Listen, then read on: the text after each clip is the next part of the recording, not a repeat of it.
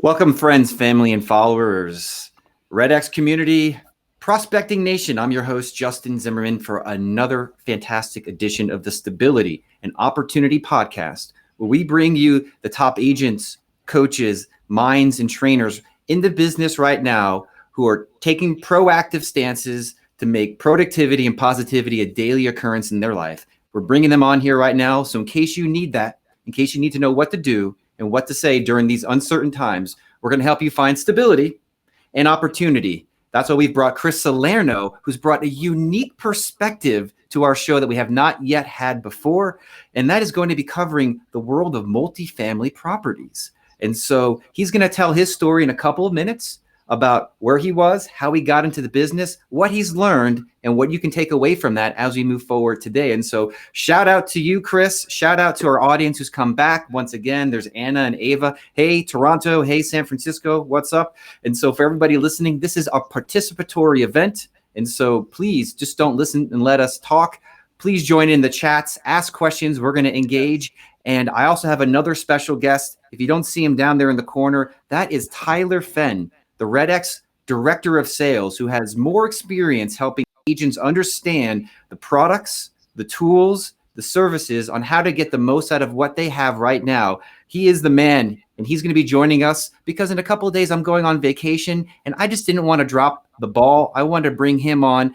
We've all built friendships here, and so I want you to meet him as one of my friends and have him become one of yours. And so we're going to have a little circle up of cool people and ideas in a way we haven't done before. And so if you're all ready, let's jump into this. Yes. Thanks, Justin. Let's do it. Yeah. So, Chris, let's start things off with a little bit about your story. Yeah, definitely. Justin, thank you for having me. Tyler, thank you for being here. Thank you for the REDX family. Very excited. Funny thing is I actually used REDX to project my business when I first got started in real estate. So I started selling single family homes here in the Carolinas, in Charlotte, to be exact. That's where I live and reside. Started selling single family homes. I actually got REDX the first year. I was a big cold call expired guy because I figured that every time I went to go door knock on expireds that I was wasting a day or 2 days. So I said, why not cold call people and become a master at it? So that's when I actually got that service. But started selling residential real estate, ended up growing a small team, merging that into the number one team in the Carolinas, and really fell into their COO role. Started running that and training the agents on sales, cold call, how to speak to for sale by owners, expireds, withdrawals, you name it. And then I just projected the business and took a different leap into the multifamily space. Left selling single family real estate. I do not broker real estate anymore. I then created a private equity company that specializes in acquiring large multifamily assets through the syndication model. And then now actually we are creating a large multifamily fund. So we're very excited about that and very excited about what 2020 has in store, even with this COVID-19. Tyler, did you hear what I heard? I heard him mention something, the syndication model. You think we should get a little bit more into that? Absolutely. I think that there's going to be a lot of people that are changing strategies right now, or at least looking at different options. My hope is that things calm down and go back to some normalcy here sooner than later. But regardless of that, I think that through all of this, people need to. There's power in education, right? So as we dive into this a little bit here, Chris, if you could help expound on this and educate, because there's probably a lot of people out there that are going, that's a whole different world. They might even be veterans in real estate, but have never even gotten into that. And so my hope is that we can educate. My hope is that as we do that, people will, even when things go back to normal, that they'll have a new set of skills and new knowledge that they can use. Yeah, very much so. So I'll touch on the syndication model. And, when I was selling residential real estate, I listened to podcasts like what you guys have because of the knowledge that you guys pour out and the knowledge that the platform of podcasts poured out. So the syndication model is very simple. A lot of people may have never heard of it, but it's where my company would pool a ton of investors.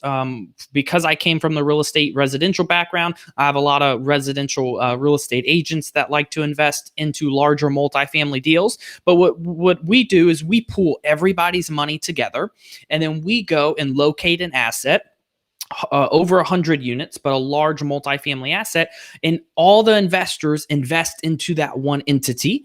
And then we go ahead and reap the cash benefits of the monthly income. So it's producing monthly income. We reap the cash benefits of that. And also the cost segregation and bonus depreciation, which thankfully Uncle Sam gives us, is that we get to write off the depreciation of these large $20-30 million assets, where if you are a real estate professional, you end up not paying tax because you're writing off the depreciation of these large assets, and that will knock out the income that you're getting from the property.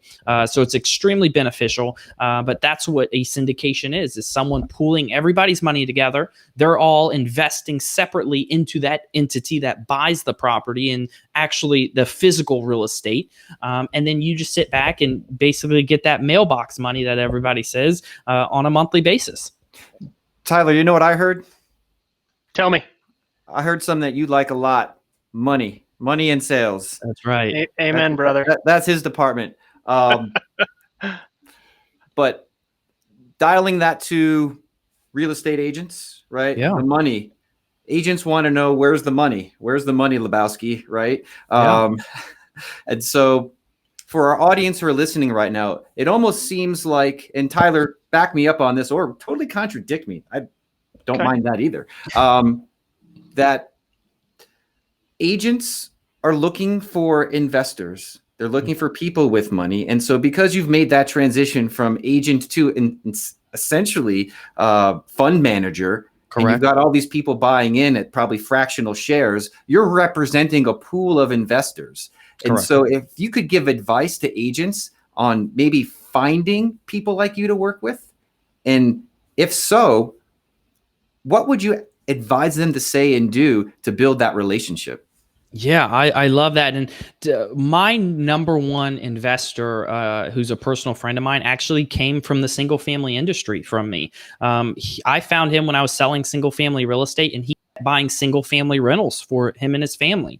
He's a high net worth executive that lives in Charlotte. And when I made that transition, the biggest part was building strong relationships. I had a very strong relationship with him where he came back to me and said, "Hey, Chris, I want to buy some more single family." I said, "Well, let's look into multifamily." So I would say anyone who's trying to build a relationship with someone like myself, who has an extensive amount of capital or is looking to invest, I would say build strong relationships. Don't be afraid to reach out. The worst I could say is, no, I can't have a call today, but maybe next week. So that was the biggest thing getting into it and starting into it, is that you just have to go and jump into it, reach out to them, try to set up a call, and add value. The biggest thing is add value. Learn how to add value, because everyone needs something. And if you can figure out how to add value to someone, it goes a long way. And then in the process of it, and I taught sales too, and I love sales, is that don't just try to sell them on something, try to educate them on it. And when they're educated and they see how well it's producing, and if you're looking to get investors during this time to help your business and sales, is to educate them on what's going on in the market. Why is it a good time to buy now to the next 6 months? What's happening with interest rates? And just educate them on that, where they will feel comfortable and they'll open up to you, and that relationship will get even stronger. And then before you know it, they're buying left and right. Yeah, Tyler, you're in sales. Yes, sir. Yeah. What are some tactics or tips that, based on what Chris says, you're hearing that our agents listening right now could put together and use? So I think that's a good question. I was just writing some notes down and putting some thoughts down on paper. And one of the things that you'd mentioned, Chris, was building these relationships, right? Yeah. We are in a relationship business, right? I mean, hopefully when we provide a transactional support to somebody, right, residential, multifamily, whatever it is, hopefully that relationship continues. That's in my experience, that's one of the faults of a lot of real estate agents, right?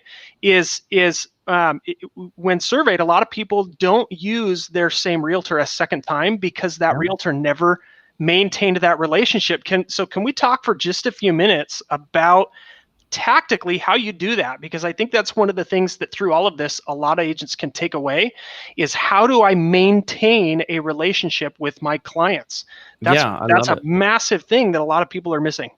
Well, yeah, and not only that, Tyler, but when it comes to calling for sale by owners and calling expireds, I'm sure the number is skyrocketed when it comes to agents not following up.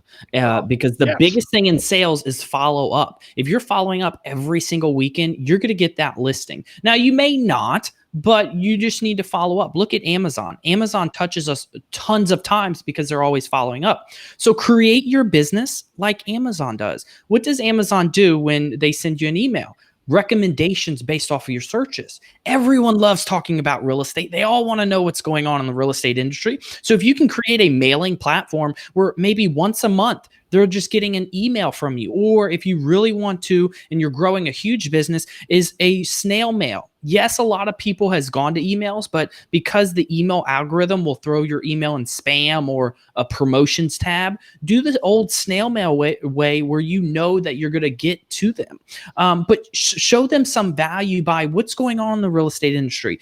Oh, if you live in Charlotte, North Carolina, well, this month or next month is the top events going on in Charlotte, or the top festivals going on in Charlotte. Not right now because we're all stuck at home, or maybe even right now, send out an email on what to do when you're at home, what to do with the family to get everybody engaged. So adding value in that sort of way, because everyone loves talking real estate, just being top of mind will help you have a better percentage moving forward for that individual calling you back and using you, or even referring you, in my opinion. That is awesome. I love that. Let me go even a little bit further, right? Because one of the things you mentioned is even if it's a monthly email, right, is what you said. And I think that that's probably one of the simplest ways that people can right away, right, with very little experience, very little investment, can start keeping in touch, right? A monthly or even a quarterly email with market updates. But you'd mentioned Amazon, right? And they're making these recommendations. What are some of the things that on a regular basis people want to see maybe in those monthly or quarterly updates related to real estate? What are the things that really grab attention that help keep you top of mind? Yeah, I love it. So when it comes to previous clients, I would say, I haven't been in the industry in a while, but if I was one of someone's clients through, the REDX platform or a real estate agent, I would want to know, when do I need to change my air filters? Or, when is it good to, do anything to the house, or updating on what's new in style? Is it the white cabinets, white granite top, gray floors, gray paint? Is that new? Because, every 5 to 10 years, that's when a new style comes out, new colors come out, and everything changes. And the new modern way is old school now. So I would want to see some sort of email that is going to give me updated information on what I can do to my house to keep improving its value. Because now I'm thinking that it's going to put money in my pocket. So I see that being extremely beneficial. And for the ones that have families like mine, I would love to see an email come across saying what's going on in the neighborhood, or what's going on in the market that's improving my house, or, festivals and stuff like that, where I can really engage. But when it comes to, previous clients and really focusing on real estate, what can I do to my house to make sure it's always staying up to date with the market, that, if I had to sell at any given time, I can sell for top dollar and get a profit out of it. And then what can I do to ensure that I'm keeping my house up to date, where there's no issues that are going to arise, or if there is, it's going to be very minimum, because I'm always keeping my house very, clean and very, very good. That's awesome. I love that. I heard home maintenance. I love that idea. Hey, it's time to change your air filters, right? Every 3 months, or change the batteries in your smoke alarms, right? All those sorts of things. That sometimes, sometimes home ownership, those things slip your mind, and I'd be lying if I said I'd never gone 6 months without, or even 12 months without changing an air filter, and then you go, oh man, I need to jump on that. I'm in the same boat. You're so busy worked up and working and, taking care of the kids and everything. It's good to just have that little reminder, hey, boom, or even go to an extent of knowing what their air filter is if they're a previous client, and saying, hey, here's a link to Amazon where you can get your air filter right now. That's awesome. I love that. I think that that's something that people can take away and so easily implement, right? You don't have to be a marketing genius just to send an No. email with, even if and I'm thinking out loud, but here's how many homes sold in the last quarter, or here's what the Yeah. inventory looks like. Here's, the top 3 things you need to know about your local real estate market. And I love what you mentioned about home trends, right? Are arches Yeah. in? What are these colors? What are cabinets doing? All of that. Oh yeah, because it changes all the time. That's fantastic. I love that. Justin, what are your thoughts? I wanted to give the audience an understanding of how to respond in today's environment, and also wanted to focus on the opportunity side of multifamily homes. And from your perspective, why are those an opportunity right now, and how can agents make the transition to considering those? Oh, I love that question. Now it's an opportunity because when it comes to commercial loans, you'll have depending on if you get a bridge loan, which a bridge loan includes the CapEx, which CapEx means your repairs. So if you have normally for value add, which is you're going to go in, you're going to fix them up, you're going to increase the rents a little bit. That's a value add play. You're going to get maybe a bridge loan, which is going to cover all of your expenses to renovate the units.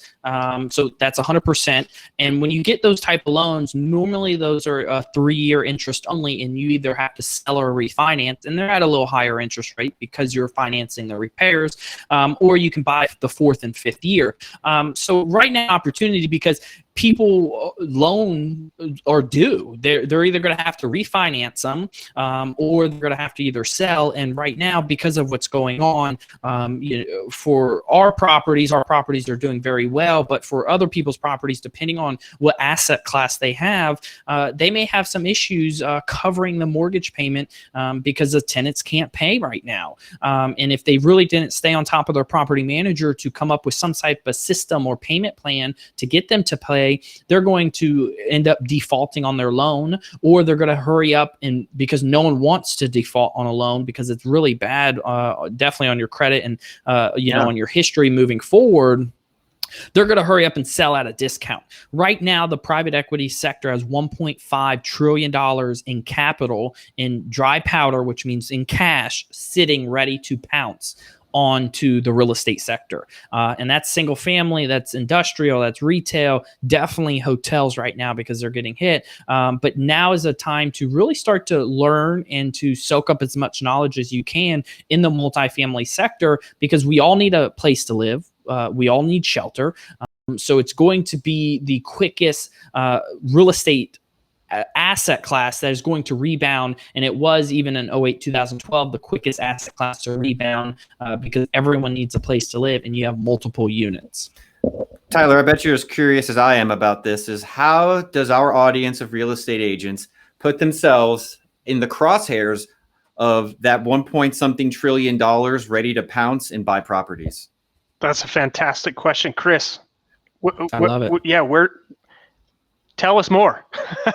Yeah, for sure. So when it comes to like a private equity company or a fund, something like we're creating, we're just for multifamily, but there are funds out there that are waiting for the single family market here in the next 1 to 6 months. And what I would say is that when you look at a fund, all the funds are public records. So you can go to sec.gov and search up funds, or you can use the REDX platform and find out what type of investor is buying in that area, and then go ahead and search up their LLC, find out their website, and then contact them and reach out to them and say, I found your information online. I noticed that you are buying in, for example, Charlotte, North Carolina. I'm a local real estate expert here, and I definitely would love to send you some opportunity to see if they fit your criteria. By chance, what is your criteria? Because I have some homes right now that may fit that. Would something like that interest you? And there you go, because they're all going to, they all want homes, and they're all going to look for the single family home. So if you add such a value to them that you already have homes, which there's homes on the market, or that you want their criteria so you can go out there and hunt for homes, because these funds are in the business of making money. So they're going to look for discounted homes, and if you're willing to go out there and search those homes that fit their criteria, they're gonna bring you in and loop you in all day on it.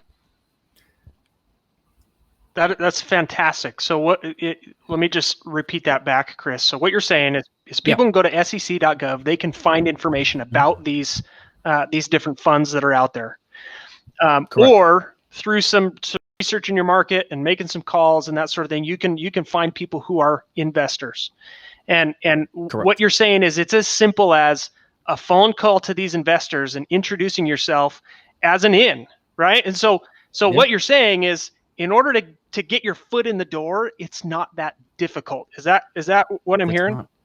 No, you are 100% correct. It's not that difficult. One big key takeaway, and one thing I did is investors bought up Charlotte when I was in the industry of selling single family real estate. So I went to the rankings, which every MLS should have rankings of agents. And I realized, I looked at the rankings, that there's one agent and they had 400 purchases and 0 listings, or maybe 5 or 10 listings. So that tells me someone's behind them buying up all this real estate. So I went to the county tax records and found out there's an LLC that bought it, did research, found out the LLC was in Austin, Texas, and then I was able to reach out to them. And LinkedIn, social media is the biggest platforms. I use LinkedIn in my business to connect with other fund managers and large investors for our fund, and hop on LinkedIn, because that's where a fund manager would be, and start building relationships with them, letting them know who you are, how you can add value, and it's as easy as that.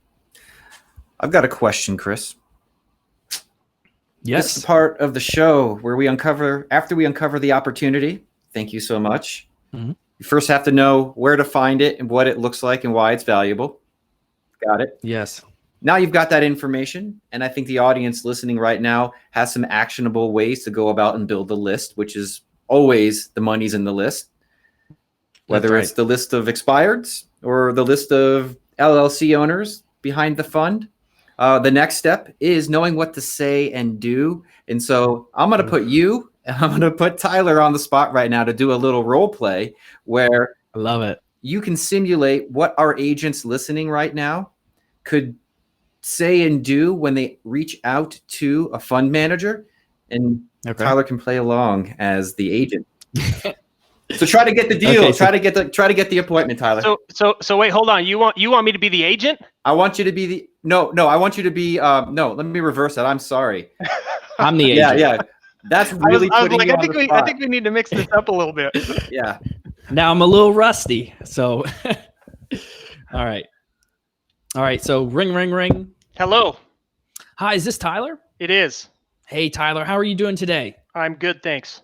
Wonderful. I got your information online, and I was scouring the records and noticed that your company, which is Main Street LLC, is purchasing a lot of single-family homes in the Charlotte area. Is that correct? Correct. Yes, we are. Wonderful. And I noticed from just some research, and oh, by the way, I'm a local real estate expert, and I'm the top real estate agent in the Charlotte market.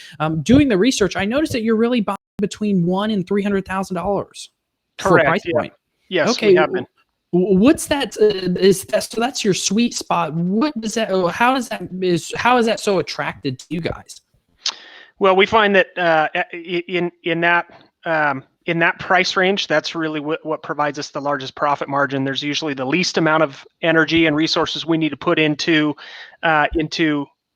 fixing up properties in that price range, and they're easy to get rented. Right, as soon as we increase off of that, and then our profit margins decrease, as well as the number of transactions we're able to participate in. Yeah, you're right. You're definitely right. And I'm an investor as well. And, I definitely seek that type of opportunity. And, that's where 98% of the population can afford is that price point. So I think you're right on the spot. And especially here in Charlotte with the job growth that's coming here, it's just phenomenal. So when it comes to it, what do you look for in a partner? Because I see you are using another agent. Are you open more opportunity in the Charlotte area if I was able to bring you some deals? Yes, I mean that's a hard question to answer so generally, but yes, I think that we are open to new opportunities, regardless of where those opportunities come from.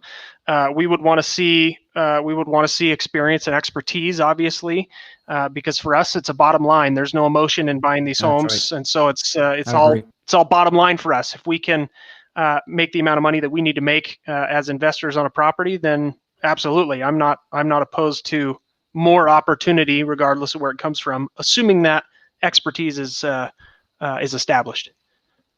Yes, very much so, very much so. And like I said earlier, I'm an investor, so I definitely can understand what you're looking for in that same price point. So that's phenomenal. So to really get a narrow down on your criteria and what you're looking for, I would really want to do the front end work for you, because I know you have a lot of back end people going to crunch the numbers and everything once I send it to you. But I think it would be a lot easier that if we took that burden off you guys to ensure that the numbers look good before we even send it to you, so we're not wasting your time. What's a great email for you? I can go ahead and email you our experience and our resume of myself and the company that I'm with, and then also get that email of your criteria.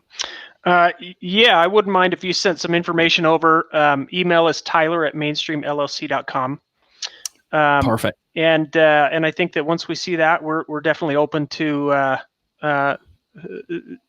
continuing the conversation. And as you present us with some opportunities, I think we can go from there and see where that goes. Wonderful. Well, I got your email down here. I'm going to go ahead and shoot you an email here right when we get off, so you can go ahead and get our experience. And I'll definitely be looking forward to an email for you with that criteria. As we're just talking, because I'm a market expert, I do know some properties that will probably already fit the criteria. So I'll run it through the model that we create to make sure it fits yours, and I'll shoot it right over to you. But definitely looking forward to working with you. And Charlotte's a great city to invest in, and looking forward to our partnership. Great. Thank you. All right. You're welcome. Bye. Thanks, guys. That was a good simulation of things. And for our audience watching right now, what'd you all think? Did you guys get any tidbits or pieces of language and verbiage that you could use to get on the phone and feel more confident calling potential investors about being one of their agents or the agent that helps them find properties? And so I do have a question from Amanda Smith. Hi, Amanda. Good to see you again, as always. She's one of our favorites and most loyal fans. She wanted to know the name of that website address. You said SEC. Is there a couple of resources or links that those listening right now who are interested in approaching this could go and take action on? Yeah, great question. So it's SEC, which stands for Securities Exchange Commission, sec.gov. And when you go on there, you just go to the search tab. But when you do that, you're going to have to have a name to search. So that's why I said I always went to the MLS rankings and found the agent that has the most buys and like 5 to 10 listings, which it just doesn't logically make sense. And then I went to those properties that they've sold, because on our MLS you can go to the sold that agent sold. Then I searched up tax records to find out what LLC bought it. And then you can easily just Google the LLC, and it will tell you what state, unless it's in Delaware, Arizona, or Alaska. But other than that, you'll be able to search up their information and then go to their website and give them a call. Awesome. What comes to mind for you, Tyler? Anything along the follow-up area? Like after you make the call, how do you keep the relationship going? I know as the sales director here, we don't make the sale on the first call usually either, right? So there's usually research and follow-up. And so from your point of view, what questions do you have for Chris? Yeah, I do have some, but before I even get to that, I just want to comment on the role play, right? Is it's not difficult to pick up the phone and make a phone call and have that type of a conversation, right? And one of the big differences, I'm certainly not a big time real estate investor, but what I do know about real estate investors is it's about bottom line, right? It's different than working with somebody who's buying or selling their primary residence, where there's a tremendous amount of emotion involved in that transaction, right? It's all bottom line. And so I think that my gut says that it's probably going to come down to your ability to to get provide, good deals. to bring them the transactions, the properties that they may be interested in, which means you do have to understand what's going on in your market. But overall, that Correct. conversation wasn't a difficult conversation. And I think that even just a conversation like that is crucial to begin and open up that dialogue with an investor, whether it's a private investor or an LLC or an entire fund, right? But from there, and Justin is totally correct, right? Sales is follow up, and a great salesperson is fantastic at follow up, and always looking for ways to improve that. From there, let's say we'd had that conversation. You'd sent over the email with your resume. Let's say I didn't get back to you for a week, Chris. What then? What next steps would you take to continue to initiate that conversation professionally, but also effectively? Yeah, great question. I would definitely have another follow-up call. And I mean, there's countless of times that I would, when I was selling residential real estate, I would be nervous to call, but then I'd call and I'd get the, this number's no longer in service. And I'm like, oh, so, everyone's been there and done that. But I would definitely do a follow-up call. But one thing I noted in the middle of this was, friend request them on LinkedIn, connect with them on LinkedIn, friend request them on Facebook if they have one. Fund managers like myself, I'm on all social media, but the older fund managers will just be on LinkedIn. It will be very difficult to hop on the phone and just pick up and say, I want to talk to the fund manager. You're probably going to have to go through some assistance, or you probably won't even get to the fund manager. You will get to the individual who is just managing the deployment of capital in the city of Charlotte. So it's always good to just connect with them and to find out, one, follow-up calls are key. Go on their website, find out who their CIO is, Chief Investment Officer.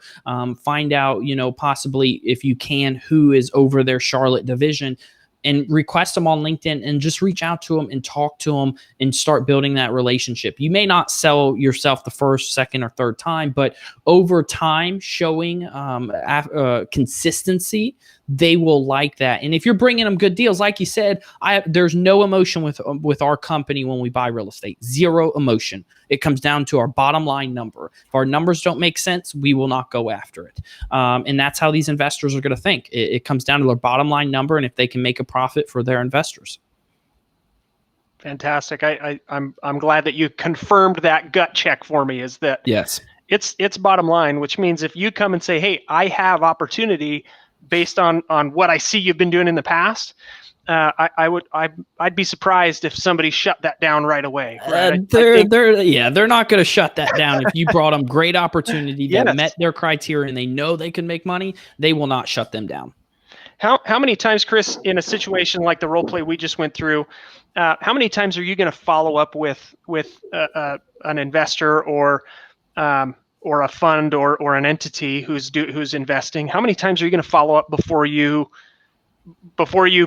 remove them from your pipeline? Great question. I'll never remove someone from the pipeline. When I was a single family agent, when I was selling residential real estate, at the beginning of this, I said that my number one top investor, personal friend of mine right now, came from the single family industry. He wanted single family rentals, and I converted him into the multifamily investing space. It took me 8 months to get him on the phone. Because he was the COO. Now he's a CEO of a public company that has over 1,500 employees, very large company. And it took me 8 months to get him on the phone. When I finally got him on the phone, he said, thank you so much for your consistency. This is my job title. This is why I'm so busy. Here's my assistant. She'll email you what I want and go find me it. But it took me 8 months to do it. So with trying to find fund managers like myself, it's going to take you a long time to, one, like I said, you'll probably won't get a hold of the fund manager. You'll get a hold of someone who's operating the deployment of the capital into the real estate. But never give up. Well, I mean, why give up? It's just a 2-minute phone call. If they don't pick up, it's a 3-minute, 1 to 2 minute voicemail. So it's not like you're going to take hours out of your day to follow up with this person. But go to the extent, if you can get their email them. Go to the extent of following up and just leaving them a voicemail message, calling the office and just say, hey, I'm like to leave a voicemail message for so-and-so.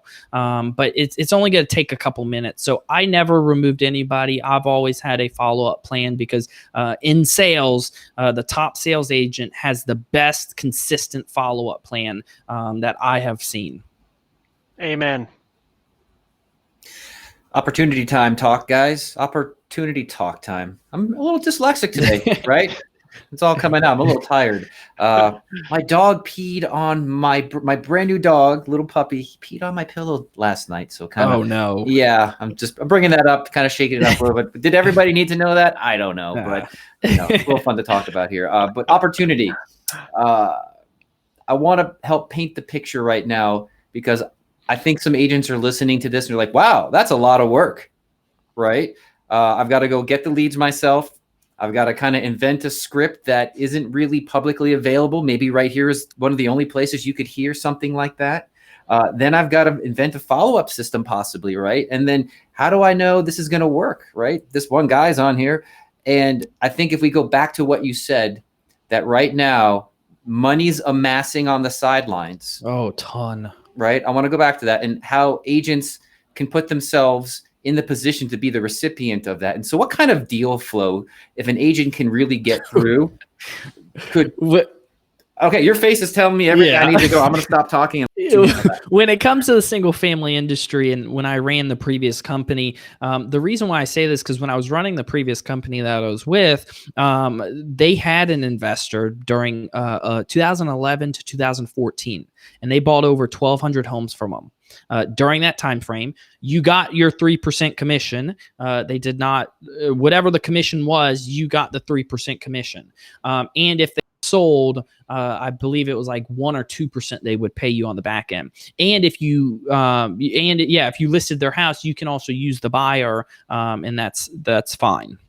They'll pay you double commission. So with all this hard work in any type of career you do, the reward will be there. You just have to never give up. And when you focus on these type of investors, they're going to buy anywhere from 300 to 600 homes per year from you.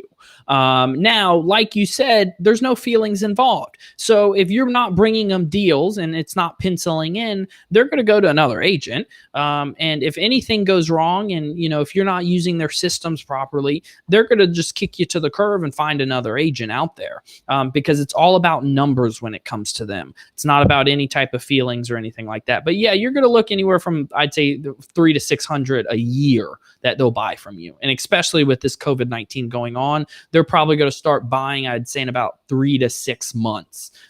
That's when I'm hearing around the large private equity sectors when they're going to pounce.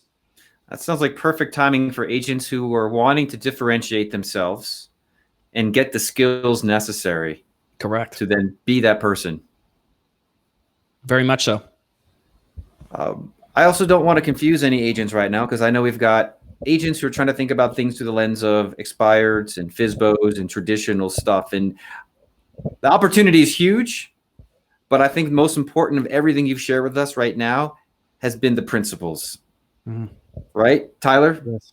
If we could dive into the principles, I think that'd be a perfect place to bring the two together.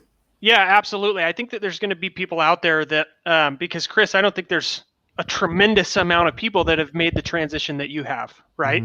Mm-hmm. I think that, and that's simply choice, right? Some people are gonna thrive in single family residential real estate, and they're just gonna dominate their whole career, and so they're looking at that going, hey, I'm actually okay. I'm not gonna make that big old transition, but I think that there's a number, like Justin said, a number of these principles that carry over regardless of what business model you have in place, right?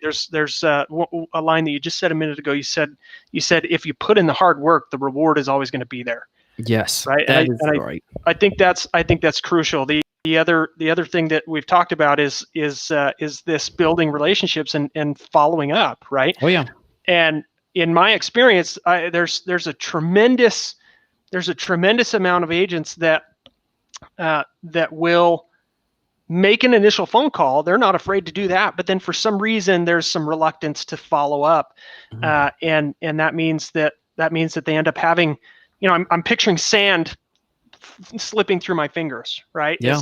And all you got to do is close up those gaps and maintain that. And I think that those are some of the things. What other things here, Chris? What other principles do you feel like are going to relate to anybody who might be listening to this podcast?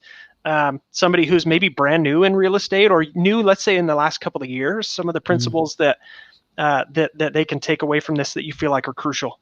Yeah, that's a great question. I think I'm gonna always keep saying this is one, add value. You have to add value to whoever you're working with, but find a way to add value. I can recall there was one time I was being a market expert. I knew Charlotte's real estate market like nobody else, and I was texting a mother of a son who wanted to buy a condo in Charlotte, and by his age and by what type of style he wanted, I knew what condo and what unit he wanted to look at. Just over texting, because I knew my market. And with that confidence, she felt that through the phone. But it comes down to being a market expert with it. And providing that value to her that not another agent could have provided by knowing a couple little things, knowing exactly what unit she wanted to take a look at for her son, and then they ended up buying it. So find a way to add value. If it's selling residential real estate, if it's growing a company, creating a team, a group, or transitioning into an investor, if it's a fix and flip, you name it, find a way to add value to the seller, to someone else, to your coach, and don't ask for anything in return. I don't ask for anything in return because I know laws of attraction will come back and give it to me in return. And I say that's the biggest thing, is also what I did making the transition, what will help in the real estate industry. And what I did actually getting into residential and getting into multifamily was I found out who's the number one agent in the city. I found out who was the top multifamily investor in the Southeast, and I found a way to add value. I said, can I tour your properties? Can I just be a fly on the wall? Can I drive you around? Can I do whatever you need? And your assistant, let me be your assistant. You don't have to pay me, because they're paying me in the knowledge, which the knowledge will go a lot longer than me getting paid $10, $20 an hour. That knowledge, I can take that and run with it. And that's what I did when I got into the residential industry. And then that's what I did when I got into the multifamily industry, which helped project my business. And I say, if you can do that, find your top agent, do whatever you can to add value to them and soak up that knowledge where you can grow a company. That's amazing. If I had to sum that up, I would say, I would say that the education and the market knowledge is an investment that you might not be able to put a dollar amount on in terms of time that you spend doing that and researching that information. But the payoff for that comes in your ability to be an expert. Is that a good way? That's right. No. Yep. You summed it up perfectly. Awesome. Speaking of putting dollars or figures on things, to get to where you are, and I'm not saying being a fund manager and raising funds, but from a capital perspective, as an individual agent looking to invest in their business and to get to some level of, we'll say, stability, what are some things that you would recommend they do, both from an investment of time and money right now? Yeah, great question. Knowledge is power. I created my company with no money. Zero money. I bought my first apartment complex, which was 44 units, with no money out of my pocket. And now I always invest alongside of our investors. So I always invest and put money into the deal. But going into it, I had zero money out of my pocket going into it. So you can do whatever you set your mind to. You just have to find a way to do it. And when it comes to it, you don't need money getting anything started. You need the knowledge. Have the knowledge. I needed the knowledge to structure the deal properly where I was able to purchase a deal with no money down. If I didn't have that knowledge, if I didn't ask my mentors and ask my coaches if I found a way to add value to them for free and not ask for any money or anything in return, if I did not do that, then I would not have the knowledge to buy my first property that we did with no money down. So I would say gain the knowledge, listen to podcasts, if whoever's on here, congratulations, listen to podcasts, go out there, read books, soak up that knowledge so you're able to structure the deal properly so you can grow a large company or grow a group or a team or move into the investment world and grow a large private equity company. But you don't need any money. It would be definitely good to have it. But as we grew, I poured around 90 to 95% of the income we were making back into the company. And I will do that for probably the next 10 to 15 years.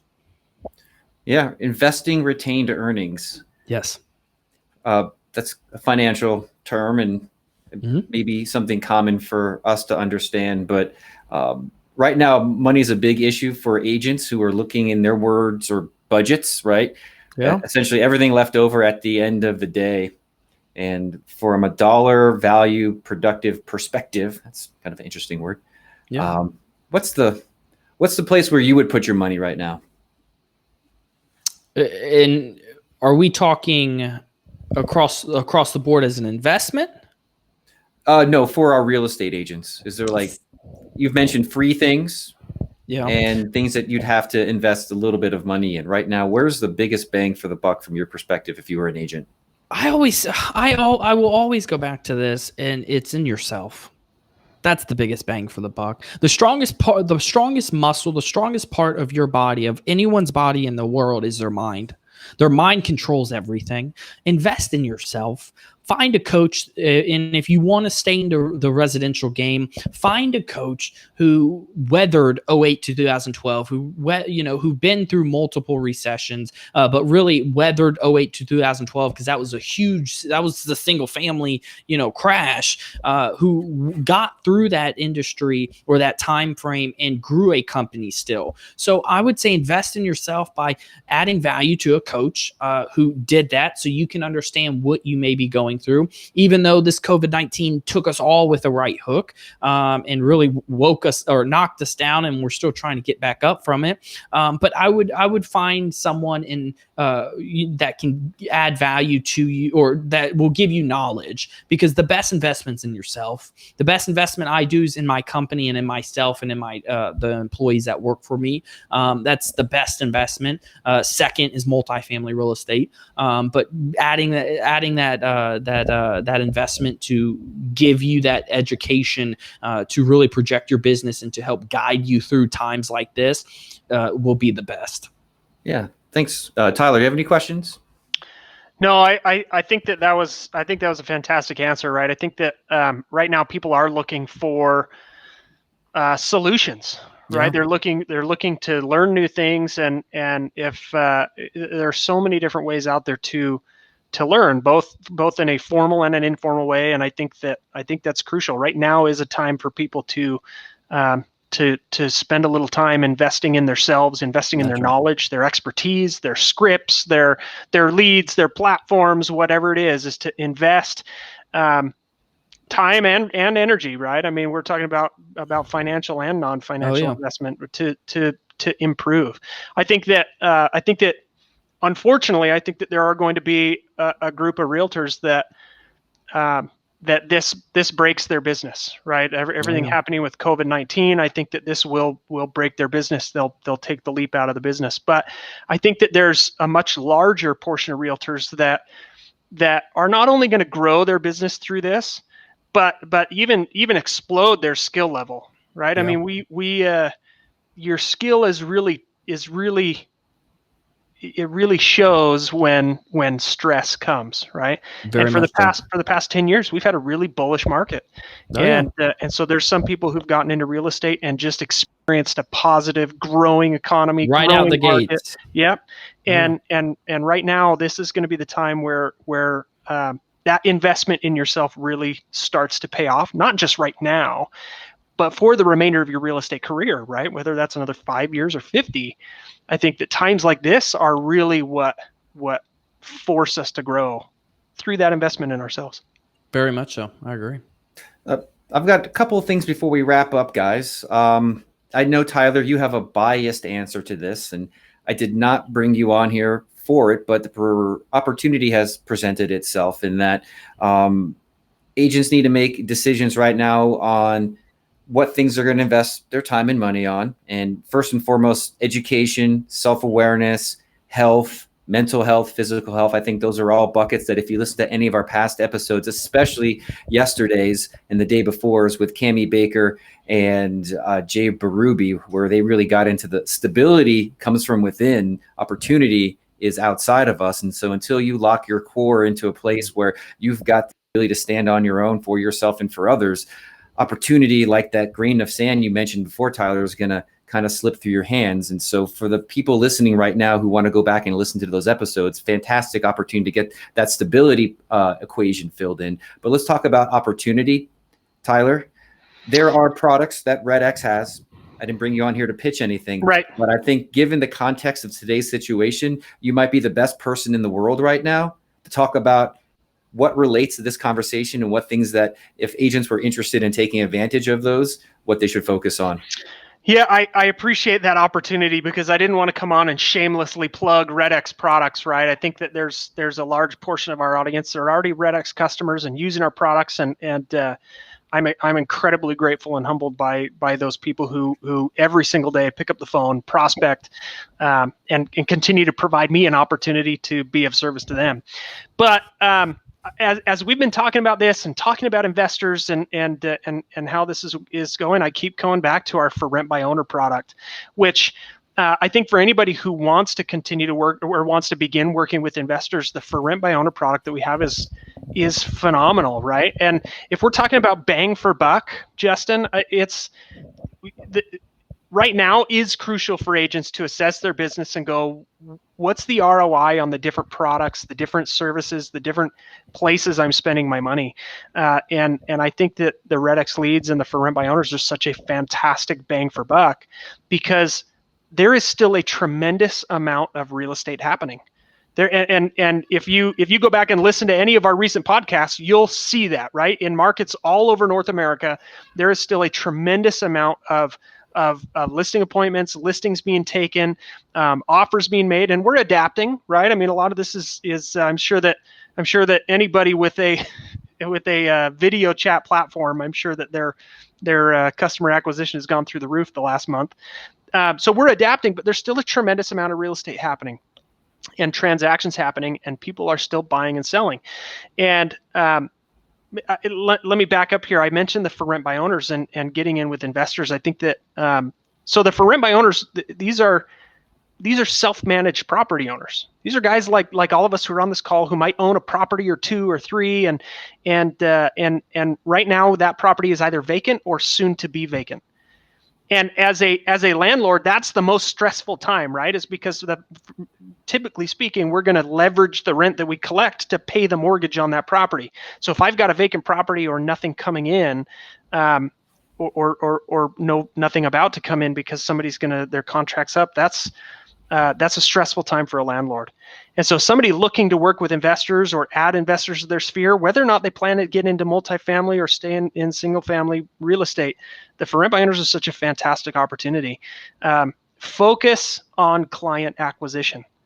That's where people's money is going to be best produced right now, is focus on finding clients during this time. And if that's where you spend your money and your time, you're going to continue to not only bring in a large amount of clients, you're going to consistently bring in a large amount of clients and have a consistent and stable real estate business, whether or not there's corona apocalypse happening, right? That's I would say key is focus on client acquisition. I think the Furbos right now are such a fantastic opportunity. So thank you, Justin, for the opportunity to talk about some of our products here.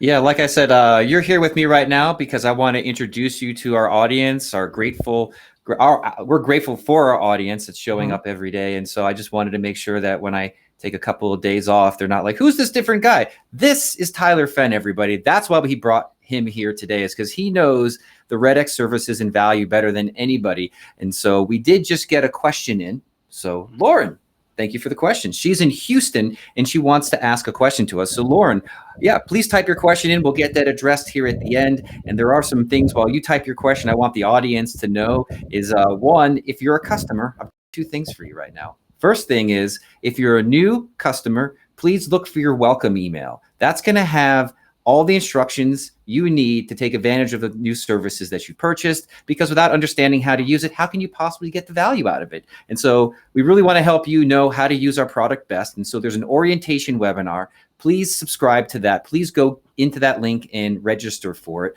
Bryson and Kevin, who are behind the scenes here, they're really going to appreciate me saying this and then seeing you on that webinar to give you all the information to know where to go and what to put those things in place for you. So the second thing is we also have a forum, and that's for customers as well. So if you want to engage further on conversations like this and you're a customer, go in there, pop some questions after the show, and that'll be a great place as well. And so just waiting for Laura to pop her question in here. I haven't seen it come up yet, but in the meantime, oh, boom.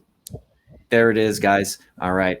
She wants to know, I want to know some of his favorite education/teacher/videos to harden the core and be confident when speaking to investors. Great question, Lauren. That's a great question. I would say I have a closed Facebook group where it's a ton of investors. I think we have over 600 and almost pushing 700 investors in it. And I really make sure it's a good sort of group, which is called the Mindful Multifamily Network on Facebook. I would say if you go there, you'll be able to really watch what they post. I post a lot of content on what's going on in the investing world. And there's a ton of investors that are from Texas. A ton of investors from Texas in that group that will be able to, really, one, you can network with and see what they're doing because they may be buying single family as well. But I would say go to the closed Facebook groups.